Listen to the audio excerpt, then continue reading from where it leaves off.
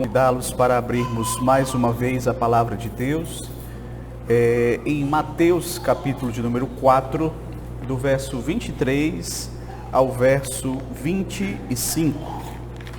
Evangelho de Mateus, capítulo de número 4, do verso 23 ao verso de número 25.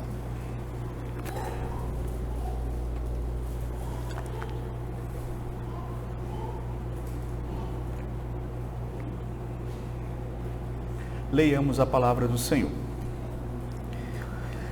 Percorria Jesus toda a Galileia, ensinando nas sinagogas, pregando o evangelho do reino e curando toda sorte de doenças e enfermidades entre o povo. E a sua fama correu por toda a Síria. Trouxeram-lhe então todos os doentes acometidos de várias enfermidades e tormentos, endemoniados, lunáticos e paralíticos, e ele os curou. E da Galileia, Decápolis, Jerusalém, Judeia e da além do Jordão, numerosas multidões o seguiam. Até aqui, queridos, a leitura da palavra de Deus. Nós vamos orar ao Senhor nesse momento. Senhor Deus, graças te rendemos, ó Pai, pelo grande privilégio de podermos estar aqui nesta noite para juntos buscarmos a Ti. Obrigado, Senhor, por ter falado aos nossos corações até aqui. Obrigado, Senhor, por nos dar a Tua palavra, que é viva, que é eficaz, que é mais cortante que uma espada de dois gumes. Por meio desta palavra, nós somos apresentados ao Senhor Jesus Cristo e a Sua obra redentora. Podemos conhecer a Tua vontade revelada para as nossas vidas. Ó Pai, ajuda-nos a compreendermos as lições que o Senhor tem a nos ensinar nesta noite, especificamente aqui nesse texto.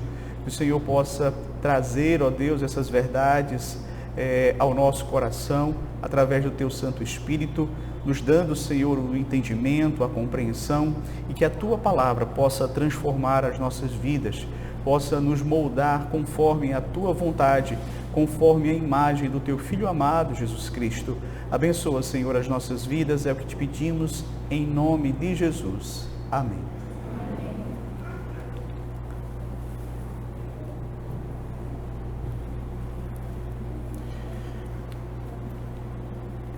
Queridos, é notório que o pecado, ele deixou marcas profundas na existência humana. Ele deixou marcas profundas no próprio homem. E dentre essas marcas, nós podemos mencionar algumas. Primeiro, o homem, ele sofre no seu corpo as consequências do pecado. O pecado trouxe para o homem dor, enfermidades, morte. Mas o pecado também trouxe para o homem a ignorância. Porque, de fato, meus queridos, aquele conhecimento verdadeiro que o homem tinha de Deus ali no Éden, quando ele foi criado, foi perdido por conta do pecado. Hoje nós nascemos sem o conhecimento da vontade de Deus. Mas o pecado também trouxe ao nosso coração uma desobediência obstinada. Porque, de fato, o coração humano, ele se rebelou desde a queda contra o seu Criador. Hoje, queridos, nós veremos o início ali do ministério público do Senhor Jesus Cristo e veremos que ele vai tratar de várias situações no início ali do seu ministério. Ele vai lidar com a triste realidade que o pecado trouxe para o homem. E Mateus, ao registrar aqui nesses versículos, do verso 23 ao verso 25 do capítulo 4, nos mostra basicamente um resumo do ministério do Senhor Jesus Cristo ali na região da Galileia.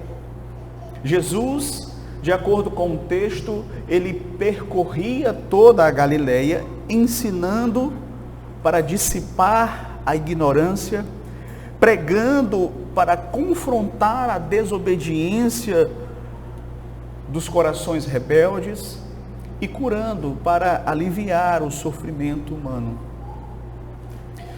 Aqueles que têm acompanhado a nossa série de mensagens aqui no Evangelho de Mateus, sabem que ao longo desses domingos nós temos considerado diversos eventos que antecederam ao ministério público do Senhor Jesus Cristo.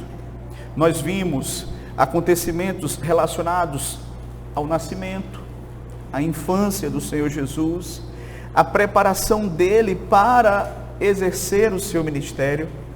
Entretanto, a partir do capítulo 4, verso 12, Mateus então começa a narrar o ministério público do Senhor Jesus Cristo ali na Galileia.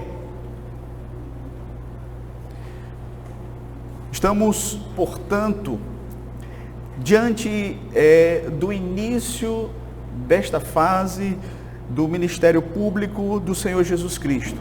Vimos que esse ministério, ele teve início quando o Senhor Jesus, ele saiu da cidade onde residia, em Nazaré, e se dirigiu até a Galileia. E ali ele passou a pregar o Evangelho para os galileus. E o texto diz, e o povo que jazia em trevas viu uma grande luz. E aqueles que habitavam na região da sombra da morte, resplandeceu-lhes a luz. Então, queridos, veja que coisa maravilhosa. Nós vimos isso aqui em Mateus capítulo 4, do 12 ao 16. No domingo passado, nós estudamos dos versos 18 a 22. E vimos, meus queridos, o chamado dos discípulos. Pedro, André, Tiago, João.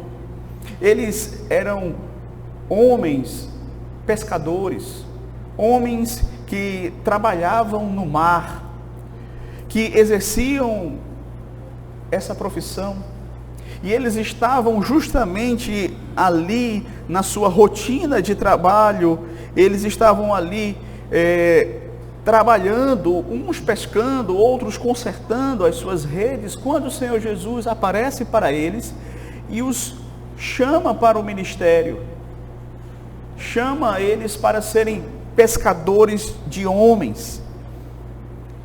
E eles prontamente respondem ao Senhor Jesus Cristo, deixando tudo para segui-lo.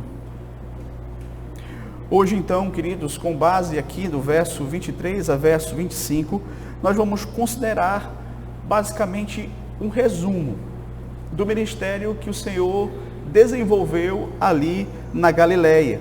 Nesses versículos, Mateus, ele apresenta de uma forma assim bastante concisa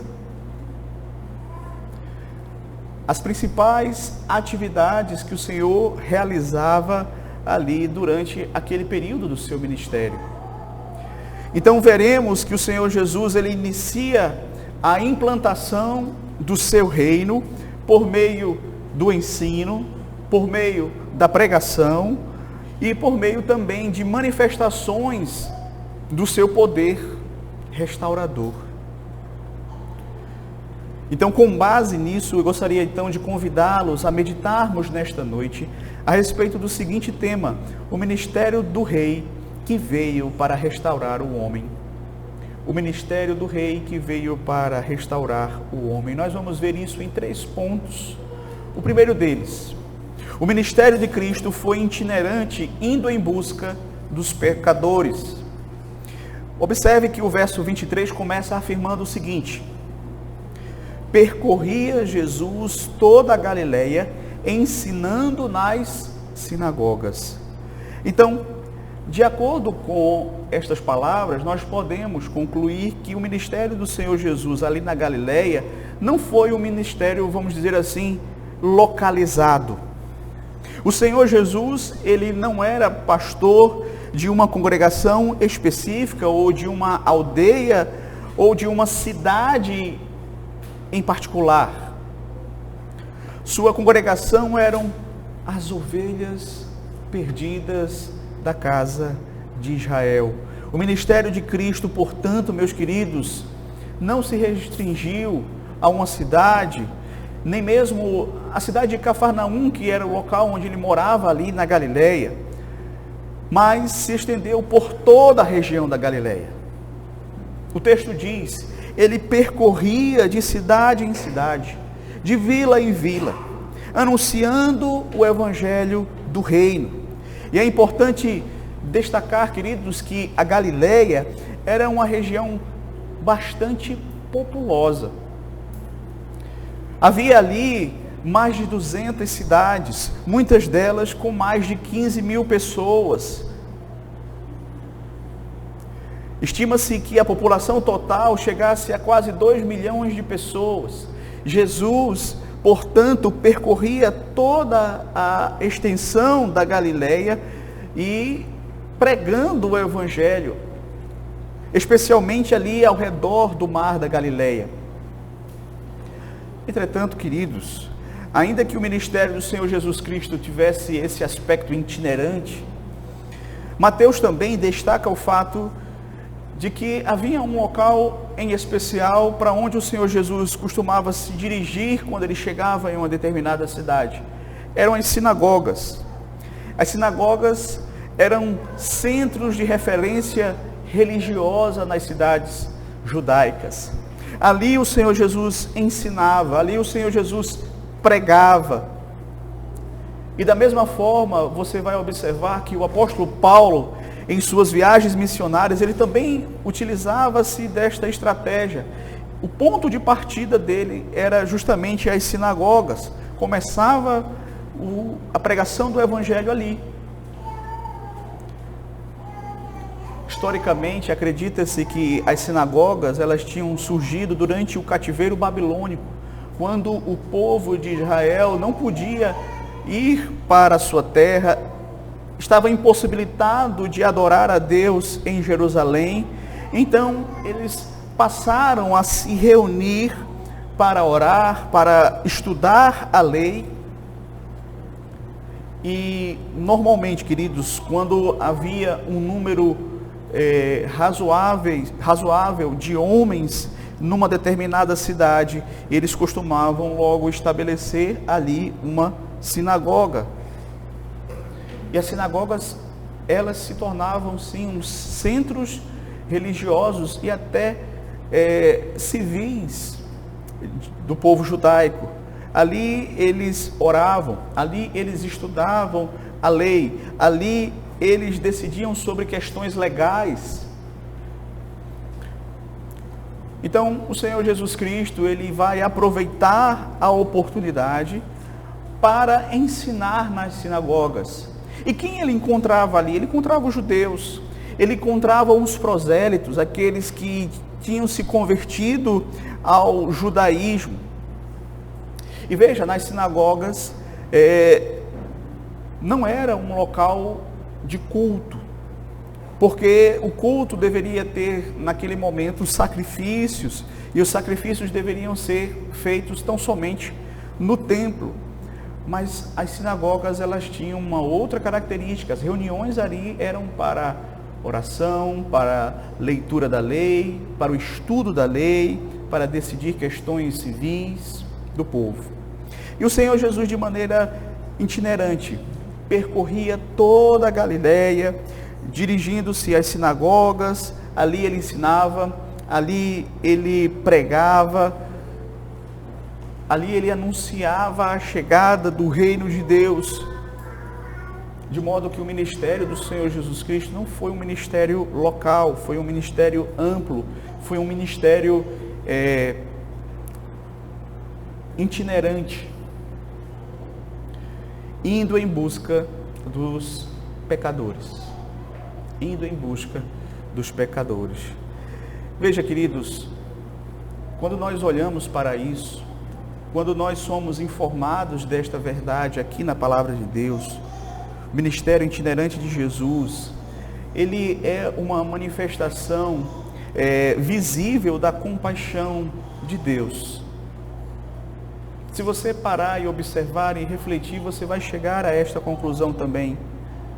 Veja, o Filho de Deus, ele não permaneceu distante, ele veio, ele encarnou, ele andou entre nós, ele foi em busca dos pecadores, ele foi em busca daqueles que estavam longe, ele foi em busca das ovelhas perdidas.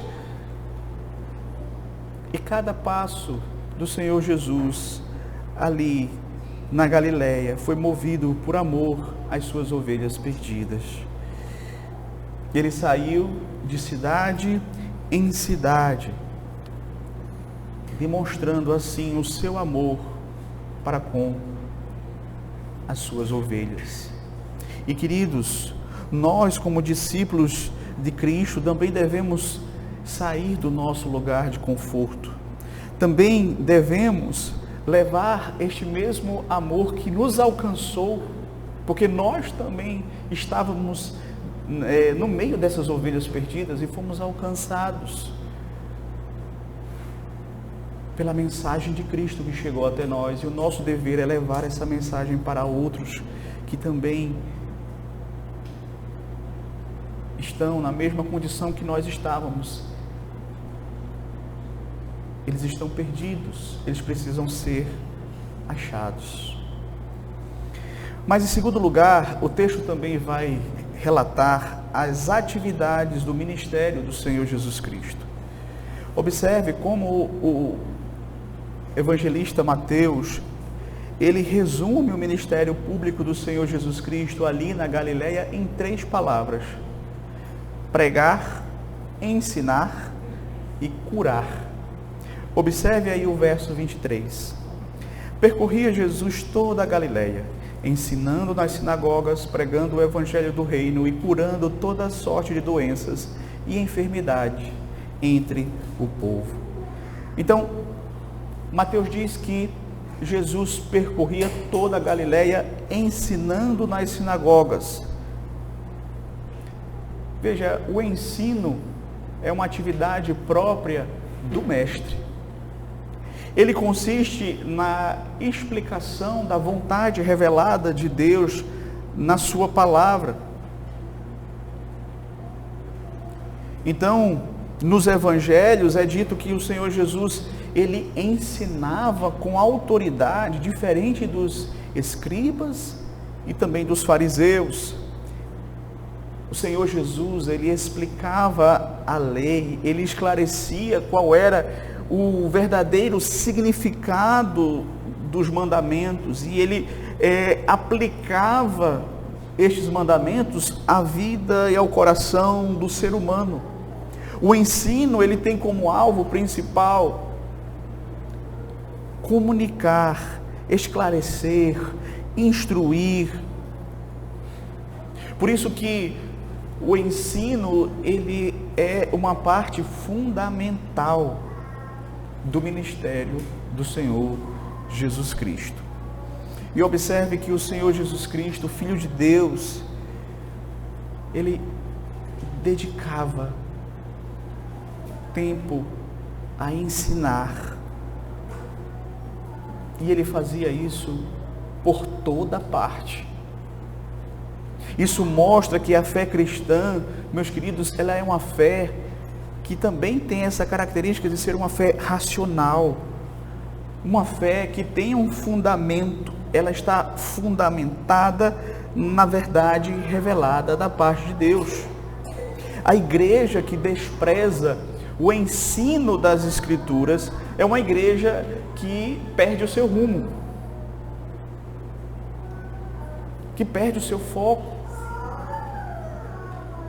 Cada cristão deve valorizar o estudo da palavra, cultivar um aprendizado contínuo da palavra de Deus, entendendo que a maturidade espiritual, ela vem também por meio de uma instrução bíblica fiel, verdadeira, genuína, bem alicerçada nas Sagradas Escrituras. Mas Jesus não apenas ensinava, ele também pregava o evangelho do reino. E a palavra que é utilizada aqui para pregar no grego traz a ideia de proclamar como um arauto. A pregação consiste em uma proclamação pública, uma proclamação solene, uma proclamação autoritativa da palavra de Deus.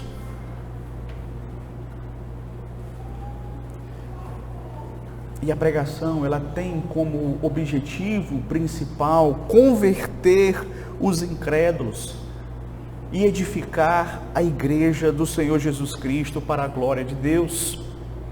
Não podemos nos esquecer disso, queridos. Enquanto que o ensino, ele visa justamente a instrução, a compreensão de determinadas verdades, a pregação, ela vai além do ensino, porque ela envolve uma proclamação, um anúncio, ela envolve justamente que haja uma relação entre aquele que proclama e a mensagem que é proclamada. Ela tem o objetivo de instruir e de alcançar o coração e transformar as vidas. Por isso que por isso que a pregação, ela tem essa característica, ela é exortativa, ela é encorajadora, ela é consoladora, mas ela também é confrontadora.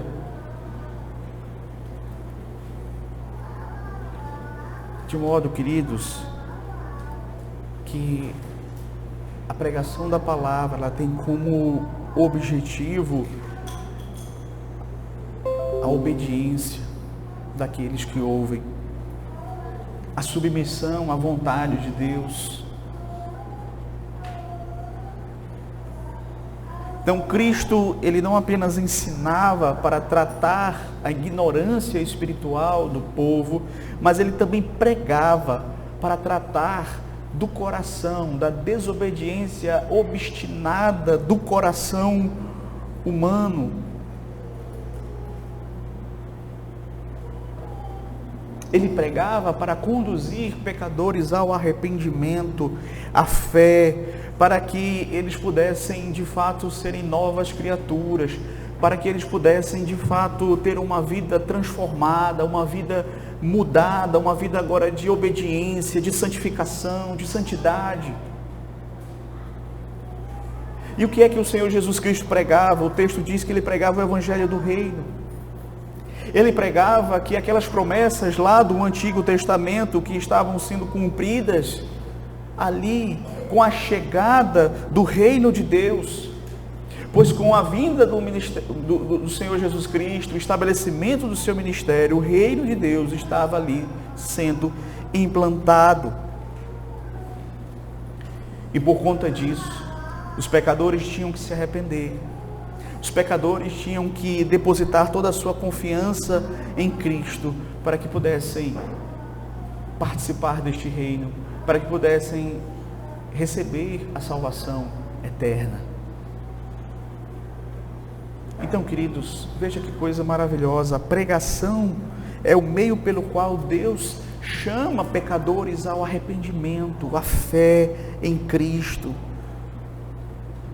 Por isso que a pregação verdadeira, ela é uma pregação bíblica, ela é uma pregação confrontadora, ela é uma pregação cristocêntrica, ela é uma pregação que de fato chama o pecador para o arrependimento, mostra para ele a cruz de Cristo como a única solução para a sua vida, para restaurar a sua vida. A pregação, meus queridos, ela não é um discurso motivacional. A pregação é justamente um chamado urgente para que o homem se reconcilie com Deus. Além de ensinar e pregar, o Senhor Jesus Cristo também curava toda sorte de doenças e enfermidades entre o povo. Veja, as curas sempre estavam presentes no ministério do Senhor Jesus Cristo. E como o texto afirma, ele curava toda sorte de doenças e enfermidades. Essas curas, elas não eram ordinárias. Essas curas, elas eram justamente, absolutamente extraordinárias.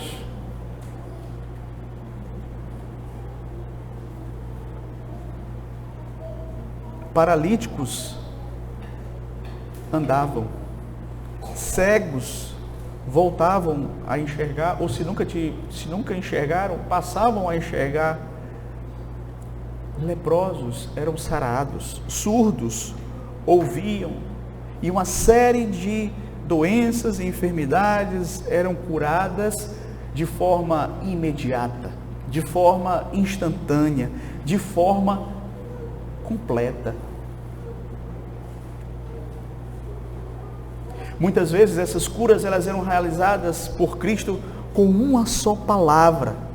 Era suficiente para que aquelas pessoas fossem instantaneamente, imediatamente, completamente curadas. Porque todas essas curas eram verdadeiros milagres realizados pelo Senhor Jesus Cristo.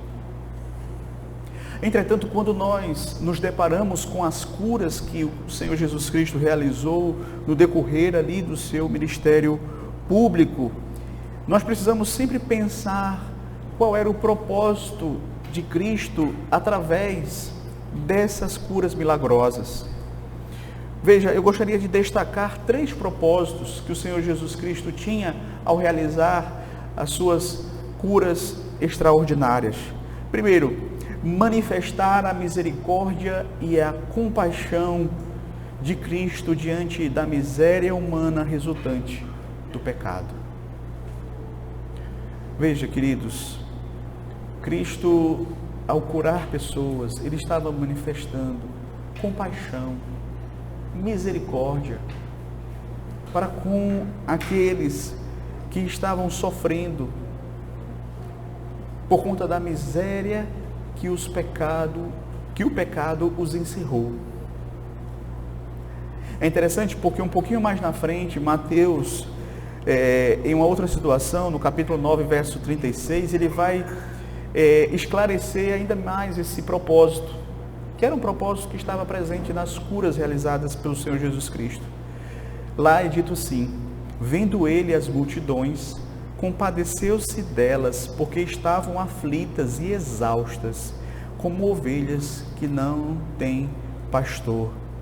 Então esses milagres, essas curas extraordinárias do Senhor Jesus Cristo eram uma demonstração de compaixão, de misericórdia para com a miséria humana, para com o sofrimento humano.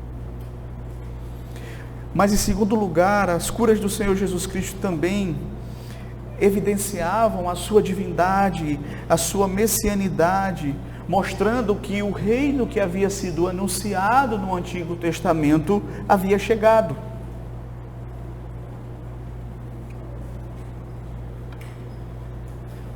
Essas curas, portanto, não têm apenas o objetivo de serem atos de bondade, mas também sinais da chegada do reino de Deus. E isso nos traz à memória aquela situação conhecida dos irmãos, na qual João Batista, por um momento de dúvida, mandou perguntar ao Senhor Jesus Cristo se ele de fato era aquele que havia de vir ou se eles deveriam esperar outro. E é interessante a resposta que o Senhor Jesus Cristo manda para João Batista. Lá em Mateus 11, do verso 2 ao verso 5, é dito assim: quando João ouviu no cárcere falar das obras de Cristo, mandou por seus discípulos perguntar-lhe: és tu aquele que estava para vir ou haveremos de esperar outro? E Jesus respondendo disse-lhes: ide e anunciai a João o que estáis ouvindo e vendo. Os cegos veem, os coxos andam, os leprosos são purificados, os surdos ouvem, os mortos são ressuscitados e aos pobres está sendo pregado o Evangelho. Veja que na resposta de Jesus a João, ele fala dos sinais, dos milagres, das curas, como sendo uma comprovação de que ele era o rei que haveria de vir e que o reino anunciado no Antigo Testamento havia chegado. O rei que foi tão profetizado estava assim implantando já o seu reino. E as curas eram uma prova da messianidade, da divindade, da chegada do reino. É interessante porque Isaías profetizou essa realidade. Lá em Isaías 35, do verso 5 ao 6, ele vai dizer assim: então se abrirão os olhos dos cegos e se desimpedirão os ouvidos dos surdos. Os coxos saltarão como servos e a língua dos mudos cantará. Essa é uma profecia messiânica. Essa é uma profecia a respeito do ministério que o Messias realizaria.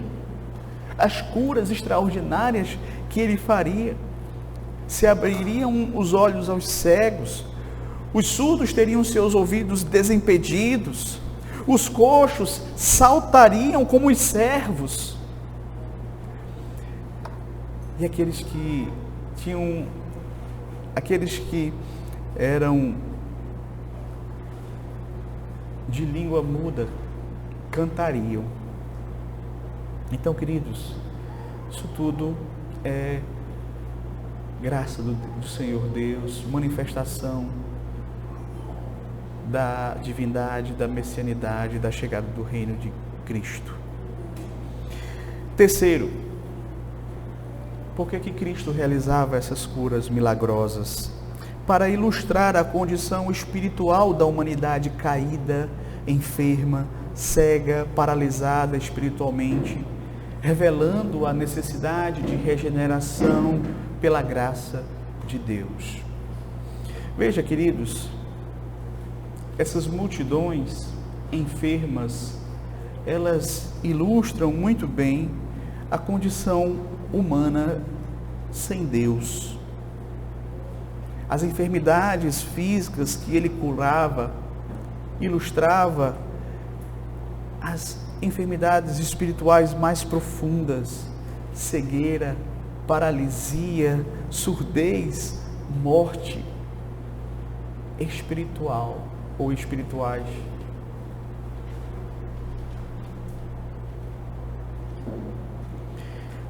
E quando você observa os milagres de Cristo, você percebe que eles eram sermões encenados. Por esta razão, a Bíblia diz que os milagres do Senhor Jesus, eles eram o quê? Sinais. Eles eram sinais que apontavam para uma realidade superior. Ou seja, toda vez que Cristo, por exemplo, curava um cego, esse milagre transmitia a seguinte mensagem: aquele que é poderoso para curar a cegueira física, também é poderoso para curar a cegueira espiritual.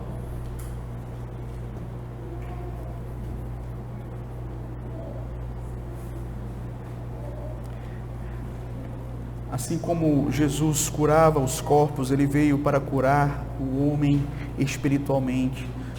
Todos nós nascemos espiritualmente cegos, enfermos, precisando ser vivificados, restaurados. E também podemos afirmar que cada milagre do Senhor Jesus, cada cura realizada por Ele, foi uma amostra daquilo que Ele vai realizar numa escala cósmica. O Senhor não apenas perdoa pecados, mas Ele também promete restaurar tudo aquilo que o pecado corrompeu. O corpo, a mente, o coração, a própria criação.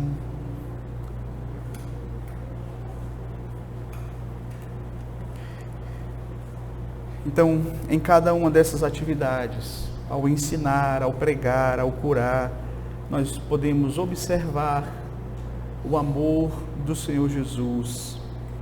Seu ministério revela a compaixão de Deus. O ministério dele confirma a sua divindade. O ministério dele expõe a necessidade humana de regeneração, de restauração. Terceiro e último lugar, o texto também fala da reação ao ministério do Senhor Jesus Cristo. Veja aí os versos 24 e 25. Mateus descreve 3 reações principais ao ministério do Senhor Jesus. Observe que ele diz: e a sua fama correu por toda a Síria. Trouxeram-lhe então todos os doentes, acometidos de várias enfermidades e tormentos, endemoniados, lunáticos e paralíticos. E ele os curou. E da Galileia, Decápolis, Jerusalém, Judeia e da além do Jordão, numerosas multidões o seguiam. Primeira coisa que podemos observar, a fama do Senhor Jesus Cristo se espalhou. A notícia dos seus ensinos, pregações e curas se espalhou por toda a Síria e da além da Galileia, chegando até os confins ali daquela região.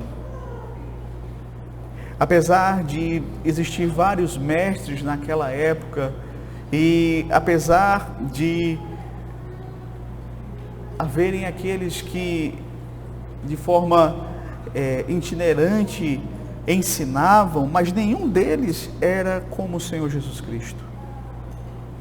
A reação do povo indicava justamente que a pregação dele era diferente, que o ensino dele era diferente, que aquilo que ele fazia por meio das suas curas era algo que ninguém era capaz de realizar. Não é sem razão que a fama dele se espalha.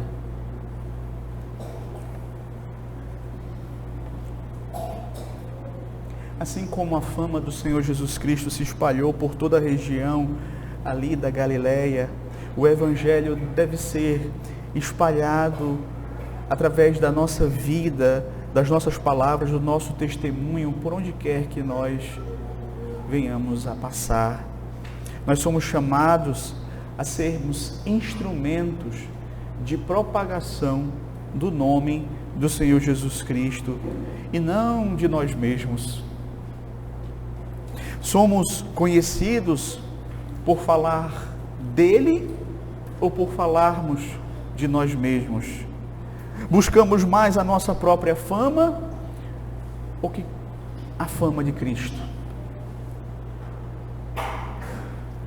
Sua fama se espalhou por toda aquela região. Segundo, trouxeram-lhe todos os doentes.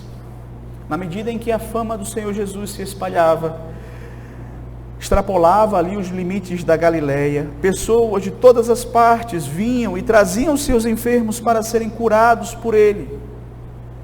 É mencionado aqui 3 categorias: lunáticos, endemoniados, paralíticos. Essa palavra lunáticos, a mesma palavra em outros textos foi traduzida como pessoas que tinham epilepsia. Então, quando você observa aqui essa tríade, você vai ver, pessoas que tinham enfermidades espirituais, endemoniados, pessoas que tinham enfermidades físicas, paralíticos, pessoas que tinham enfermidades na mente, que sofriam com problemas de epilepsia. E todos eram curados pelo Senhor Jesus Cristo. Todos. Terceiro, numerosa multidão o seguia. Então, o texto diz que gente de várias regiões, da Galileia, Decápolis, Jerusalém, Judeia, da além do Jordão, acompanhavam o Senhor Jesus por onde quer que ele passava. Eram numerosas multidões, segundo o texto. E certamente ali, no meio daquelas multidões, haviam pessoas que seguiam o Senhor Jesus Cristo pelos mais diversos motivos. Muito provavelmente haviam aqueles que eram atraídos pela pregação, pelo ensino do Senhor Jesus Cristo. Certamente muitos outros eram atraídos pelas curas milagrosas que ele realizava, de modo que o ministério dele teve esse impacto tão grande naquelas regiões. Mas aqui eu chamo a atenção para o fato de que, muito provavelmente ali no meio daquelas multidões, haviam pessoas que estavam ali não porque queriam ouvir a pregação, não porque queriam ouvir os ensinamentos do Senhor Jesus Cristo, mas porque queriam somente as curas milagrosas e nada mais. Essa era uma realidade do ministério do Senhor Jesus Cristo, inegável. Muitos o seguiam somente por causa dos milagres, das curas. Mas eu quero convidar você a refletir nesta hora. Por que é que você tem buscado a Cristo? Você busca a Cristo por quem Ele é, pela sua palavra, porque você fala como Pedro, para onde irei eu se só tu tens as palavras de vida eterna? Ou você busca a Cristo por aquilo que Ele pode te dar, no que diz respeito a benefícios terrenos, temporais, físicos? Cabe a nós sondarmos os nossos corações e averiguarmos por que nós buscamos a Cristo. Portanto, aqui, meus queridos, fica evidente que o Senhor Jesus, Ele estava ali iniciando o seu ministério, Ele estava iniciando uma guerra. Uma guerra. Ele estava destruindo as obras do diabo, Ele estava ensinando, pregando, expulsando demônios, curando doenças pelo poder do Espírito Santo, curando a alma, curando o corpo, estabelecendo cada vez mais o seu reino sobre a terra. Eu gostaria então de trazer algumas aplicações finais deste texto para as nossas vidas. Primeiro, nós aprendemos aqui, meus queridos, a centralidade da pregação e do ensino da palavra de Deus.